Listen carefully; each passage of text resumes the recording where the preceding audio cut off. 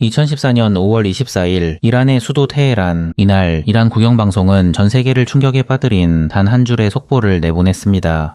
이란 최고의 재벌 마하파리드 아미르 코스라비에 대한 교수형이 집행되었다. 한때 이슬람 공화국에서 가장 부유한 남자로 불리며 35개가 넘는 기업을 소유한 프로축구단의 구단주이자 이란 최대급 철강회사의 주인이었던 억만장자 사업가. 그런 그가 악명 높은 에빈 교도소에서 형장에 이슬로 사라졌다는 소식은 이란 국민들뿐만 아니라 전 세계에 큰 충격을 안겨주었습니다. 사람들은 이란 경제를 쥐락펴락하던 최고의 거물이자 국가 권력과 가장 가까웠던 인물인 마하파리드가 도대체 왜 하루아침에 극형에 처해졌는지, 그리고 그의 죽음으로 영원히 묻히게 될 진실들에 대해 의문을 던지기 시작했고, 곧 그 충격적인 진실이 세상에 공개되었습니다. 시간을 거슬러 올라가 2007년 이란 남서부 도시 아바즈, 이곳에 위치한 사데라트 은행 지점에 한 남자가 나타났습니다. 그의 이름은 마하파리드 아미르 코스라비, 사람들에게는 아미르 만수르 아리아라는 가명으로 더 잘 알려진 남자였습니다. 그는 불과 1년 전 가족들과 함께 아리아 투자개발 회사를 설립한 대표였습니다. 하지만 당시 이 회사의 자산 가치는 고작 5천만 토만, 우리 돈으로 환산하면 겨우 수천만 원 수준에 불과했습니다. 그런데 이날 마하파리드는 은행의 고위 간부들에게 누구도 상상하지 못한 은밀한 제안을 건넸습니다. 바로 수백만 달러에 달하는 거액의 현금 뭉치를 뇌물로 내민 것입니다. 그 엄청난 돈의 대가로 그가 요구한 것은 단 하나, 바로 위조 신용장이었습니다. 원래 신용장이라는 것은 은행이 회사의 신용을 보증해주는 중요한 문서인 만큼 발급을 받으려면 아주 까다로운 심사와 오랜 기다림이 필요합니다. 하지만 뇌물을 받은 은행 직원들은 모든 절차를 무시하고 즉시 신용장을 발급해 주었습니다.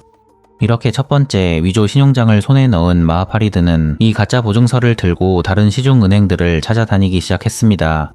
그의 논리는 단순했습니다. 신뢰도 높은 사데라트 은행이 자신의 사업을 보증했으니 이를 근거로 대출을 해달라는 것이었습니다.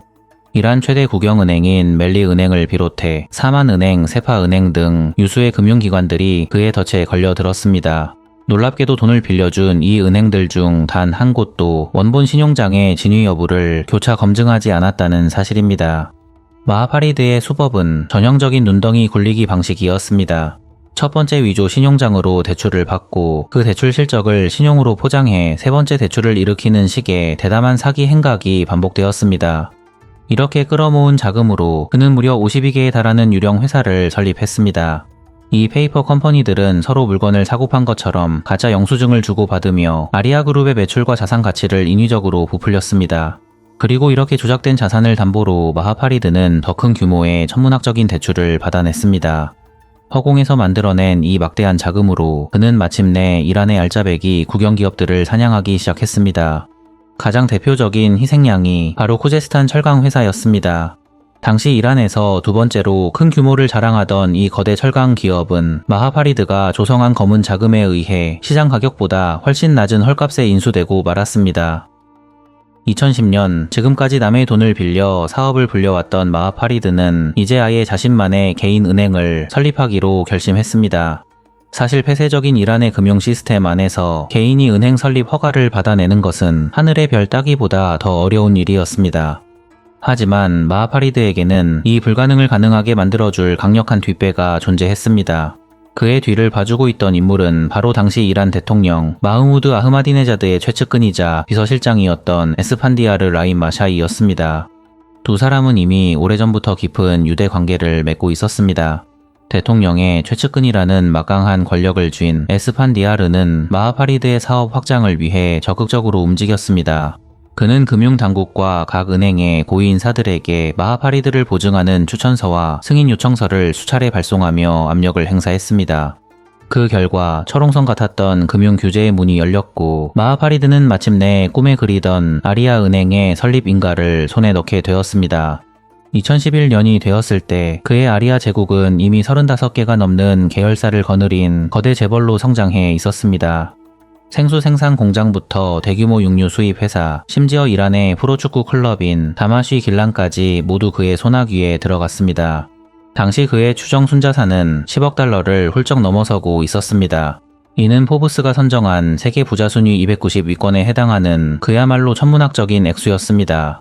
불과 5년 전까지만 해도 시골 목장에서 소를 키우던 평범한 청년이 하루아침에 이란에서 가장 부유한 남자로 다시 태어난 것입니다.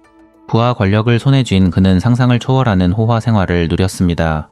교통체증을 피해 개인 전용 헬리콥터로 이동했고 아내를 기쁘게 하기 위해 수십억 원어치의 보석을 닥치는 대로 사들였습니다. 테헤란 최고의 부촌에 여러 채의 대저택을 사들여 외국인 하인들의 시중을 받았고 그의 집무실은 갤러리를 방불케 하는 고가의 예술품들로 채워졌습니다. 하지만 대중에게 비친 그의 모습은 또 달랐습니다. 그는 고향인 길란 지방에 막대한 투자를 쏟아부어 지역 유지로 칭송받았고 무려 1만 7천 명이 넘는 직원을 고용하며 일자리 창출의 영웅으로 떠올랐습니다. 당시 이란의 모든 사람들은 혜성처럼 나타난 이 성공 신화의 주인공 마하파리드에게 아낌없는 찬사를 보냈습니다. 그러나 영원할 것만 같았던 그의 제국은 2011년 8월 아주 우연하고도 사소한 계기로 인해 금이 가기 시작했습니다. 모든 완전 범죄가 그러하듯 파국은 내부의 조용한 곳에서부터 시작되었습니다. 사건의 발단은 사데라트 은행 아바즈 지점의 내부 감사 과정이었습니다. 한 감사관이 장부를 검토하던 중 도저히 믿기 힘든 이상 징후를 포착한 것입니다. 지방의 일개 지점에서 발행된 신용장의 규모가 해당 지점이 감당할 수 있는 자본금이나 처리 한도를 아득히 넘어서고 있었습니다. 처음에는 단순한 행정 착오나 전산 오류로 여겨졌습니다. 상식적으로 지방의 작은 지점에서 수조 원대의 거래가 승인 없이 일어난다는 것 자체가 불가능한 일이었기 때문입니다. 하지만 감사가 진행될수록 드러나는 진실은 충격적이었습니다. 서류가 존재하지 않습니다. 담보도, 본점의 승인 기록도 아무것도 없습니다. 수천억 원의 가치를 지닌 지급 보증서가 마치 휴지 조각처럼 남발되고 있었던 것입니다. 이 사실은 즉시 중앙은행과 사법당국에 보고되었습니다. 이란 검찰은 대대적인 수사에 착수했고 그제야 사람들은 마하파리드, 아미르 만수르 아리아라는 가명 뒤에 숨겨진 거대한 부패의 사슬을 목격하게 되었습니다. 밝혀진 수사 결과는 참담함을 넘어 공포스러울 지경이었습니다. 이것은 단순히 마하파리드 혼자 벌인 단독 범행이 아니었습니다. 무려 7개 이상의 주요 국영 및 민간 은행이 이 거대한 사기극에 연루되어 있었습니다. 은행장들과 고위 간부들이 줄줄이 뇌물을 받고 불법 대출을 눈감아주거나 심지어 적극적으로 범행에 가담한 사실이 드러났습니다. 더 나아가 일부 국회의원들과 정부 고위 관료들의 이름까지 거론되기 시작했습니다. 2011년 8월 5일 검찰은 즉시 아리아 그룹의 모든 자산을 동결하고 총수 마하파리드 아미르 코스라비를 전격 체포했습니다. 체포되는 순간에도 그는 뻔뻔한 태도로 자신의 혐의를 부인했고 나는 오직 국가 경제를 위해 일했을 뿐이다 라며 항변했습니다. 하지만 압수된 그의 비밀 금고에서는 정반대의 증거가 쏟아져 나왔습니다. 그 안에서 발견된 방대한 뇌물 리스트는 그가 성공한 사업가가 아니라 부패한 로비스트이자 희대의 사기꾼이었음을 명백히 증명하고 있었습니다. 2011년 9월 마침내 마하파리드의 거대한 스캔들이 공식적으로 세상에 알려졌습니다. 당시 검찰총장이었던 골람 후세인 모흐세니 에제이는 마하파리드의 체포 사실을 국민 앞에 공표하며 침통한 표정으로 말했습니다. 이것은 이란 이슬람 공화국 역사상 전례를 찾아볼 수 없는 최악의 금융 부패 사건입니다. 수사가 진행될수록 드러나는 진실은 상상을 초월했습니다. 밝혀진 바에 따르면 마하파리드가 위조 신용장을 통해 불법으로 조달한 자금은 총 28조 리알, 위화로 약 26억 달러에 달했습니다. 하지만 이는 빙산의 일각에 불과했습니다. 단순 계산된 횡령 금액만 해도 우리 돈으로 약 3조 5천억 원이었지만 이 사건이 이란 경제 전체에 입힌 내상은 그 몇 배에 달했기 때문입니다. 위조 신용장 남발로 인한 금융 시스템의 신뢰 붕괴, 알짜배기, 국영 기업들이 헐값에 매각되면서 발생한 국가 자산의 손실, 그리고 마하파리드가 지배하던 아리아 그룹 전체의 자산 가치까지 모두 합산하면 이 사건의 총 피해 규모는 우리 돈으로 무려 10조 원에 육박하는 것으로 추산되었습니다. 이는 당시 이란 국내 총생산의 약 2%를 훌쩍 넘어서는 국가 경제의 근간을 뒤흔드는 천문학적인 금액이었습니다. 초대형 금융 스캔들이 터지자 이란 정치권은 발칵 뒤집어졌습니다. 당시 대통령이었던 마흐무드 아흐마디네자드 정권의 핵심 실세들이 이 사건에 연루되었다는 의혹이 터져 나왔기 때문입니다. 정적들은 기회를 놓치지 않았습니다. 보수 강경파 의원들은 이 사건을 무기로 삼아 대통령을 거세게 몰아붙였습니다. 그들은 대통령의 측근들을 향해 국가의 곳간을 털어먹은 일탈 세력이라고 맹비난하며 십자포화를 퍼부었습니다. 궁지에 몰린 아흐마디네자드 대통령은 즉각 반발했고 내 정부는 이란 역사상 가장 깨끗한 정부다라며 자신있게 의혹을 전면 부인했습니다. 하지만 이미 등을 돌린 국민들의 분노는 걷잡을 수 없이 타올라 임계점을 넘어서고 있었습니다. 그런데 이 혼란스러운 전국 속에서 이란 국민들의 혈압을 가장 거꾸로 솟게 만든 결정적인 사건은 따로 있었습니다. 2011년 9월 27일 이란 최대 국영은행 멜리은행의 은행장 마흐무드 레자 카바리가 돌연 자취를 감췄습니다. 그가 남긴 것은 사무실로 날아온 팩스 한 통이 전부였습니다. 그 사직서에는 국민들과 최고 지도자에게 송구하다는 그럴싸한 사과의 말이 적혀 있었습니다. 하지만 그것은 완벽한 연막 작전이었습니다. 사표를 던진 바로 그날 그는 영국 런던에서 열리는 로이드 은행 회의에 참석한다는 핑계로 유유히 비행기에 올랐습니다. 런던 히드로 공항에 도착한 그는 회의장이 아닌 환승구역으로 발길을 돌렸습니다. 그리고 곧장 캐나다 토론토행 루프트한자 비행기에 몸을 실었습니다. 알고 보니 그는 이미 2005년에 캐나다 시민권을 획득한 이중국적자였습니다. 이란 법상 고위공직자가 이중국적을 가지는 것은 엄격히 금지되어 있었지만 그는 이 사실을 감쪽같이 숨기거나 묵인받으며 수년간 국영은행장 자리를 지켜왔던 것입니다. 그의 해외 도피 소식이 전해지자 이란 전역은 발칵 뒤집혔습니다. 최대 국영 은행장이 수조 원대 횡령 사건을 수습하기는커녕 막대한 돈을 챙겨 해외로 도주했다는 사실은 국민들에게 씻을 수 없는 치욕과 모욕감을 안겨주었습니다. 그는 토론토에서도 부호들만 산다는 브라이들 패스 지역에 둥지를 틀었습니다. 그가 구입한 저택은 당시 시세로 300만 달러, 우리 돈으로 40억 원이 넘는 호화 저택이었습니다. 이란 검찰은 인터폴을 통해 적색 수배를 내리고 캐나다 정부의 신병 인도를 강력히 요청했습니다. 하지만 캐나다 측은 이란과는 범죄인 인도 조약이 체결되지 않았으며 이란의 사법 시스템이 인권을 보장하지 않는다는 이유로 송환을 거부했습니다. 그의 가족들은 2012년부터 2016년 사이에만 무려 1200만 달러 이상의 부동산을 추가로 사들였고 5개의 고급 레스토랑을 운영하며 보란듯이 호화로운 생활을 하고 있습니다. 2011년 10월 3일 사태가 걷잡을 수 없이 커지자 이란의 최고 지도자인 아야톨라 알리 하메네이가 국영 텔레비전에 모습을 드러냈습니다. 국민들은 알아야 합니다. 이 추악한 사건의 책임자들은 끝까지 추적될 것입니다. 알라의 뜻에 따라 배신자들의 손은 잘려나갈 것입니다. 최고 지도자의 이 발언은 사실상 사법부에 내리는 지시나 다름없었습니다. 민심을 잠재우기 위해 누군가는 반드시 본보기로 대가를 치러야만 했습니다. 최고 지도자의 명이 떨어지자 수사에는 가속도가 붙었습니다. 순식간에 67명이 넘는 용의자가 소환 조사되었고 그중 31명이 구속되었습니다. 도망가지 못한 주범 마하파리드 역시 강도 높은 신문을 받았습니다. 그는 조사 과정에서 은행 간부들에게 총 300만 달러 이상의 뇌물을 살포했다고 순순히 자백했습니다. 하지만 이상하게도 정작 자신의 뒤를 봐준 유력 정치인들의 이름에 대해서는 입을 굳게 다물었습니다. 다음 해인 2012년 2월 18일 테헤란 혁명법원에서 재판이 시작되었습니다. 피고석에는 마하파리드를 포함해 총 39명의 피고인이 앉아 있었습니다. 재판은 이례적으로 공개 진행되었지만 언론에 비친 풍경은 기이했습니다. 대부분의 피고인은 얼굴이 모자이크 처리되거나 이름의 이니셜로만 보도된 반면 오직 마하파리드 아미르 코스라비 그의 얼굴만은 세상에 적나라하게 공개되었습니다. 마치 그가 이 모든 죄를 짊어질 유일한 제물이라는 것을 보여주는 듯 했습니다. 재판 과정에서 마하파리드는 자신의 혐의를 대부분 인정했습니다. 하지만 그는 억울하다는 듯 한 가지 사실을 강력히 항변했습니다. 저 혼자서는 결코 이런 일을 벌일 수 없었습니다. 고위 관리들의 적극적인 도움이 없었다면 이 거대한 범죄는 불가능했습니다. 그의 발언은 암묵적으로 아흐마디네자드 대통령의 측근들을 겨냥하고 있었습니다. 함께 기소된 피고인들 역시 법정에서 울분을 토하며 소리쳤습니다. 이 스캔들의 진짜 몸통인 고위 관료들은 밖에서 멀쩡히 활보하고 있는데 왜 힘없는 하급 관리들만 이렇게 잡혀와 재판을 받아야 합니까? 하지만 그들의 절규에 가까운 항변은 철저히 무시되었습니다. 2012년 7월 30일 나세르 세라지 판사가 이끄는 재판부가 최종 판결을 내렸습니다. 39명의 피고인 전원 유죄, 그리고 마하파리드 아미르 코스라비를 포함한 핵심 주범 4명에게는 사형이 선고되었습니다. 죄명은 지상에서의 부패, 이는 이슬람 공화국 체제에서 국가 안보를 위협하거나 경제 질서를 심각하게 파괴한 자에게 적용되는 최고 수위의 중범죄였습니다. 나머지 피고인들에게도 종신형부터 징역 25년형에 이르는 중형이 내려졌습니다.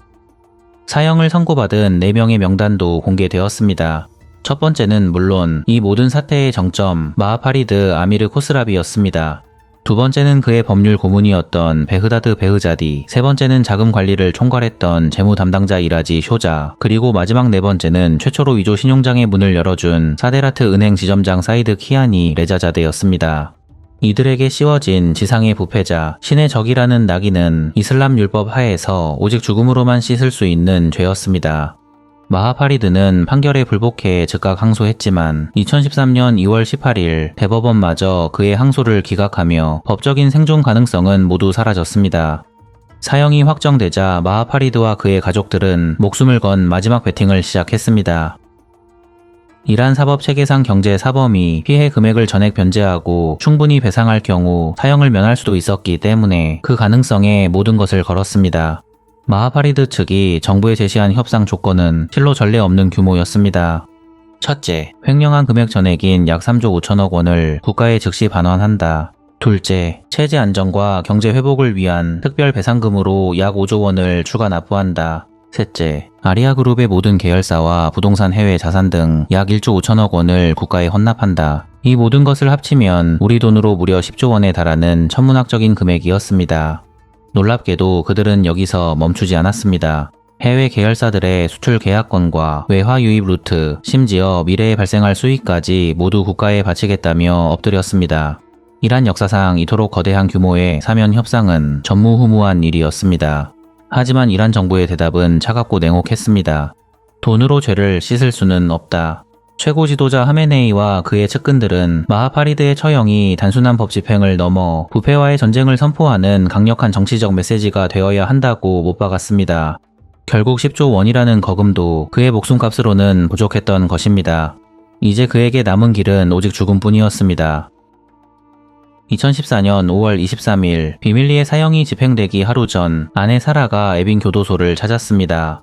당시 아내 사라는 오늘이 남편과의 마지막 면회가 될 줄 전혀 모르고 있었습니다. 놀랍게도 죽음을 앞둔 마하파리드는 의외로 차분했습니다. 걱정하지 마. 아직 판결이 바뀔 여진이 있어. 끝까지 희망을 버리지 말자. 사라는 남편의 말에 애써 고개를 끄덕였지만 그녀의 눈가에는 이미 눈물이 흐르고 있었습니다.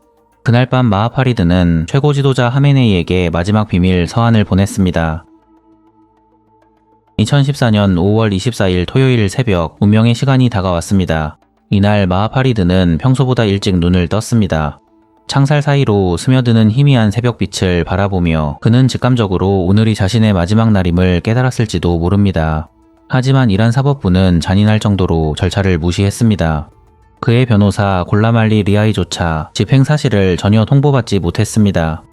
가족에게도 변호인에게도 알리지 않은 채 사형 집행은 극비리에 진행되었습니다. 같은 날 이른 아침 테헤란 에빈 교도소, 마하파리드는 교도관들의 손에 이끌려 독방을 나섰습니다. 그의 두 손은 뒤로 결박되었고 얼굴에는 모든 것을 체념한 듯한 짙은 그늘이 드리워져 있었습니다. 교수대 앞에선 그는 조용히 마지막 기도를 올렸습니다. 그리고 세상에서의 마지막 풍경을 눈에 담기 위해 먼 곳을 응시했습니다. 잠시 후 형이 집행되었습니다. 향년 45세, 한때 이란에서 가장 부유했던 남자, 35개 기업의 주인이자 억만장자였던 마하파리드 아미르 코스라비는 그렇게 차가운 형장에 이슬로 사라졌습니다. 마하파리드의 아내 사라는 TV 속보를 통해서야 남편의 사망 소식을 접했습니다. 믿을 수가 없었습니다. 변호사가 시신을 확인해주기 전까지는 남편이 정말 떠났다는 사실을 믿을 수 없었습니다. 그의 처형은 마치 누군가가 서둘러 그의 입을 영원히 막아버리려 했던 것처럼 급박하고 은밀하게 처리되었습니다. 이 때문에 일각에서는 그가 알고 있는 고위층의 더 깊은 비리 정보가 세상 밖으로 새어나가는 것을 막기 위해 당국이 입막음 처형을 감행했다는 음모론이 제기되기도 했습니다. 시신은 가족들에게 인계되었지만 마지막 가는 길조차 자유롭지 못했습니다. 당국은 장례식장에 보안 요원들을 배치해 삼엄하게 감시했고 추모 분위기가 자칫 반정부 시위로 번질까 두려워 조문객들의 출입을 철저히 통제했습니다. 마하파리드의 처형 소식이 전해지자 이란 사회의 반응은 뜨겁게 타올랐습니다. 정부와 관영 언론은 부패와의 전쟁에서 승리했다, 정의가 구현되었다며 대대적인 선전에 나섰고 소셜미디어에는 부패한 자의 말로라며 환영하는 목소리도 있었습니다. 하지만 대다수 국민들은 씁쓸함을 감추지 못했습니다. 진짜 몸통은 도망갔는데 깃털만 뽑혔다. 캐나다에 있는 카바리는 랍스터를 뜯고 있는데 마하파리드만 형장의 이슬로 사라졌다. 실제로 해외로 도망친 멜리 은행장 카바리는 2017년 궐석 재판에서 징역 30년형을 선고받았지만 여전히 캐나다의 호화저택에서 자유로운 삶을 누리고 있습니다. 놀랍게도 마하파리드의 형제인 메흐레간 아미르 코스라비 역시 캐나다 몬트리올로 도주의 버젓이 생활하고 있습니다. 그 역시 인터폴 적색 수배 명단에 올라 있지만 캐나다 정부는 여전히 그를 송환하지 않고 있습니다. 마하파리드가 사기로 취득했던 35개 이상의 기업, 철강회사, 축구단, 그리고 막대한 부동산, 이 모든 자산은 이란 정부에 의해 전액 몰수되었습니다. 한 경제학자는 회수된 자산의 가치만으로도 국가의 경제적 피해를 상쇄하고도 남을 것이라고 평가했습니다. 하지만 돈으로 메울 수 없는 깊은 상처는 그대로 남아 있습니다. 사건 이후 이란 국민들의 은행 시스템에 대한 신뢰는 산산조각 났고 국제투명성기구의 부패인식 지수에서 이란의 순위는 2004년 88위에서 사건의 여파가 정점에 달한 2013년 무려 144위로 곤두박질 쳤습니다. 무엇보다 비극적인 사실은 마하파리드의 스캔들이 이란 금융계를 뒤흔든 첫 번째 사건도 그리고 마지막 사건도 아니었다는 점입니다. 그의 죽음 이후에도 부패의 고리는 끊어지기는커녕 더욱 거대해졌습니다. 정부를 대신해 석유를 팔던 바박 잔자니가 오일머니 27억 달러를 횡령해 또다시 사형을 선고받는가 하면 2019년에는 무려 66억 유로 규모의 초대형 석유화학 스캔들이 터지며 부패의 기록을 갈아치웠습니다. 심지어 가장 최근인 2022년에는 이란 최대 철강 기업인 모바라케 철강에서 무려 92조 토만, 미화로 약 52억 달러를 횡령하는 사건까지 발생했습니다. 하지만 문제는 기업에만 있는 것이 아니었습니다. 비극의 시작점이었던 금융 시스템은 여전히 시한폭탄과도 같습니다. 현재까지도 아얀데 은행 같은 주요 금융기관들이 유사한 부패 스캔들로 무너져 내리고 있습니다. 정치적 후견 네트워크는 여전히 감시체계를 무력화하고 있고 정권이 바뀔 때마다 똑같은 패턴의 부패가 데자뷰처럼 반복되고 있습니다. 마하파리드가 처형 직전 최고 지도자에게 보냈다는 마지막 편지, 그 안에 무엇이 적혀 있었는지는 현재까지도 끝내 공개되지 않았습니다. 그것이 억울함을 호소하는 탄원이었는지 아니면 배후를 밝히는 폭로였는지조차 알려지지 않았습니다. 편지의 내용은 2014년 5월 24일 테헤란 에빈 교도소에서 마하파리드와 함께 영원히 어둠 속으로 사라졌습니다. 10조 원, 상상할 수 있는 거의 모든 것을 살 수 있는 돈이었습니다. 횡령금 반환, 천문학적인 배상금, 그룹의 모든 자산과 경영권, 그리고 미래의 수익까지 그가 내놓을 수 있는 모든 카드를 한꺼번에 던진 숫자였습니다. 하지만 그 막대한 돈으로도 끝내 살 수 없었던 것은 단 하나였습니다. 바로 자신의 목숨이었습니다. 그렇게 이란을 뒤흔들었던 희대의 사기극은 황금으로 쌓아 올린 성도 죽음 앞에서는 한낱 신기루에 불과하다는 씁쓸한 교훈을 남기고 역사 속으로 사라졌습니다.